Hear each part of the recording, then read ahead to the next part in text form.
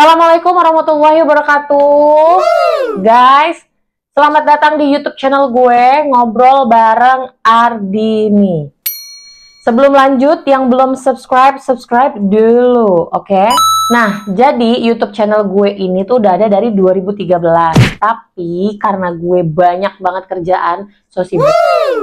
Akhirnya ya udah terbengkalai begitu aja sampai akhirnya kenapa ada nyamuk. Sampai akhirnya diaktifin kembali. Biasanya kan lo pada ngeliat gue di Igoi, sekarang beralih ke YouTube. Biar kalau kita kongko ngobrol itu kagak kepotong-potong durasi mulu. Mungkin gue mau kenalan sedikit untuk beberapa temen yang belum tahu. Ya seperti yang lo tahu, nama gue Ardini. Dan gue sudah memiliki 3 orang anak dan pastinya gue istri orang. Lagi pengen berusin. Dan konten-konten gue yang speak up soal banyaknya korban-korban dari pedofilia itu sebenarnya tanpa sengaja, gengs. Itu ya namanya juga jalan hidup ya, say, nggak ada yang tahu.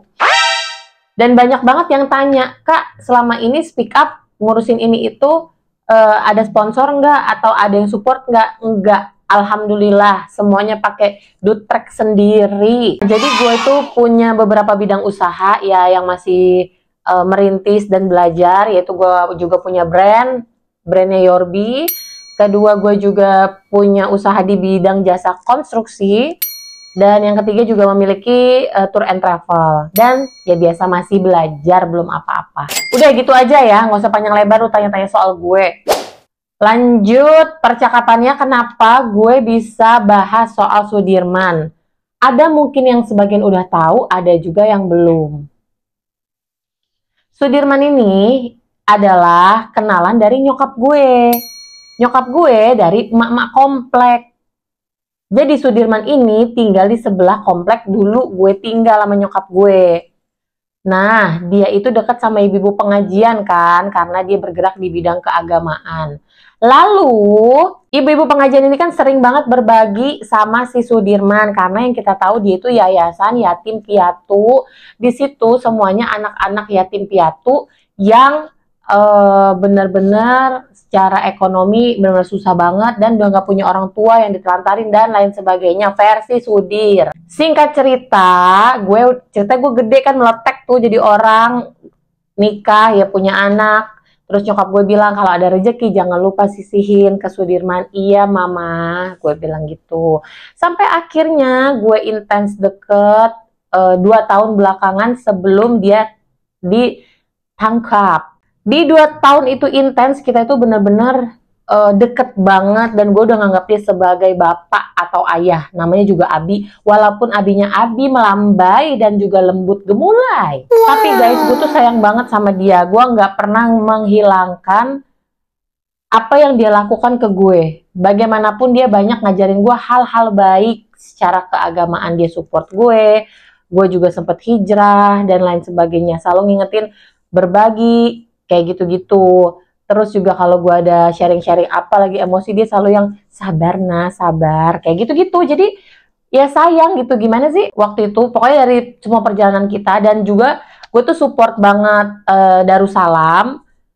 Gue salah satu donatur tetap di sana, alhamdulillah. Terus bahkan sampai beberapa anak didik dia juga kerja sama gue. Puncaknya pada Agustus 2024 kemarin, kita umroh bareng nih. Dia pakai travel lain, gue pakai travel lain. Berangkat ketemu di sana. Tiba-tiba malamnya dia telepon di hotel, dari hotel.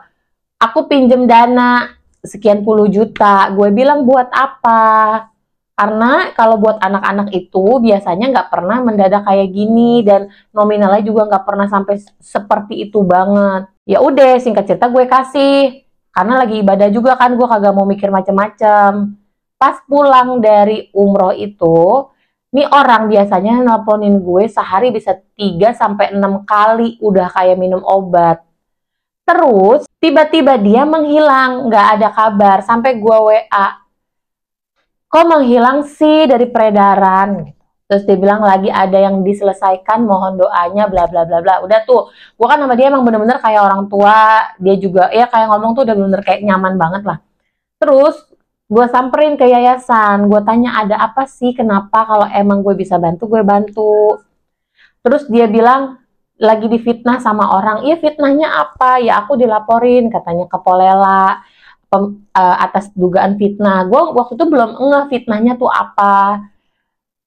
Singkat cerita,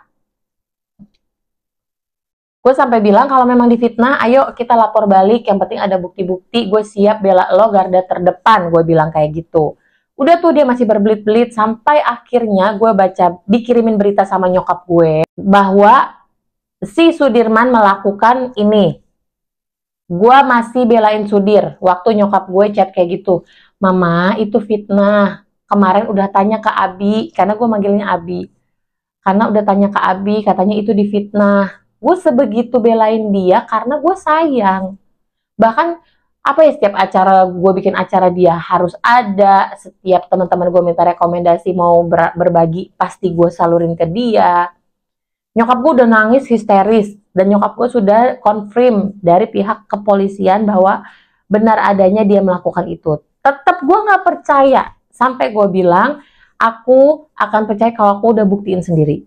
Oke, singkat cerita, akhirnya nyokap gue pertemuin gue sama donatur lainnya yang membawa korban. Ketemulah kita di salah satu restoran, terus itu korban cerita semua sama gue. Nah, habis itu gue nggak langsung percaya juga, gue timang-timang. Terus akhirnya gue cari tahu sendiri, gue temuin korban lainnya, si A, si B, si C, sampai si Z gue temuin. Dan semuanya sama, fix berarti ini orang. Terus gue masih pura-pura tuh bahwa gue nggak tahu kelakuan dia selama ini. Gue temuin dia lagi, gue bilang, sebenarnya bener nggak sih kayak gitu, Abi? Itu gue udah nangis, karena gue jujur, gue kecewa. Apa sosok yang gue sayang banget, yang gue pikir ngajarin gue kebaikan, kok begitu. Dan sebelum dia ditahan, itu yang bikin gue murka. Gue temuin dia, gue tabayun duduk, gue berharap dia terus terang sama gue, sampai gue pancing, ayo dong ngaku aja kalau emang kayak gitu. Enggak, aku nggak kayak gitu. Dan pada saat itu kan berita udah hampir bersebar kemana-mana, dan semua orang juga nanya sama gue, karena gue kan deket sama dia. Semua orang tahu kalau gue deket sama dia. Bener gak sih begini, bener gak sih? Yang dimana waktu itu dia join di usaha gue yang berbau keagamaan. Ya udah, sampai gue pas tabayun malam itu, dia ngucap kayak gini, ya udahlah Ardini, kita kan juga bukan saudara kandung. Jadi kalau orang tanya, kamu jawab aja seperlunya. Nggak perlu kamu pikirin, nggak penting juga kan buat kamu. Itu rasanya gue kayak disiram air panas, bener-bener gue lemes, terus gue sakit hati banget. Dalam hati gue gini, oh lu berarti selama ini cuma begini. Gue sebegitu sayangnya sama lu, udah banyak ngeluangin waktu sama lu. Gue udah nganggap lu lebih-lebih dari saudara, dari orang tua, tuh gokil sih. Dari situ gue langsung putusin tuh, ini orang memang punya kepribadian ganda dan jahara alias jahat. Ya udah, akhirnya gue telusuri kasus ini dengan serius, gue speak up, dan sampailah hari ini. Sampai akhirnya gue ketemu sama banyak tokoh, terus juga kita bikin komunitas anti pedofil yang dinaungi juga sama Pak Abdul Syukur, yang udah kayak orang tua gue juga sekarang. Ya alhamdulillah gitu. Dan gue juga kan memang seneng gitu ya sama anak-anak. Ya udah sampai hari ini banyak banget yang minta bantuan, yang mau gue speak up kasus-kasus atau kejahatan-kejahatan oknum-oknum yang menjual keagamaan dan merusak generasi bangsa. Nah, kurang lebih begitu ya perjalanannya sampai hari ini, dan akhirnya ya udah gue lanjutin. Karena ya gue pikir gue ini kan pendosa ya paling nggak adalah sedikit hal baik yang gue lakuin gitu. Dan gue akan panggil narasumber seperti korban-korban Sudir, juga orang-orang tua korban dari kasus pencabulan Wahyudin juga yang terjadi di Sudimara. Pokoknya akan panjang, akan banyak ceritanya. Segitu aja dulu video pertama ini, biar nggak kaget-kaget amat ya kan. Jangan lupa di like, share, komen sebanyak-banyaknya, juga di subscribe. Dan jangan lupa mampir ke IG gue, begitu. Pemirsa hadirin hadirat, oke? Nanti kita lanjut lagi, siapa bintang tamu atau narasumber gue yang pertama. Pada intinya gue mau kasih tahu ke kalian pembelajarannya, kedua aware-nya sama lingkungan kita. Dan ketiga, yuk untuk nggak diem aja ketika lo ngelihat hal-hal kayak gini di lingkungan lo. Itu sekian dari gue. Jangan lupa di subscribe. Pantangin terus ngobrol bareng Ardini. Thank you. Assalamualaikum warahmatullahi wabarakatuh.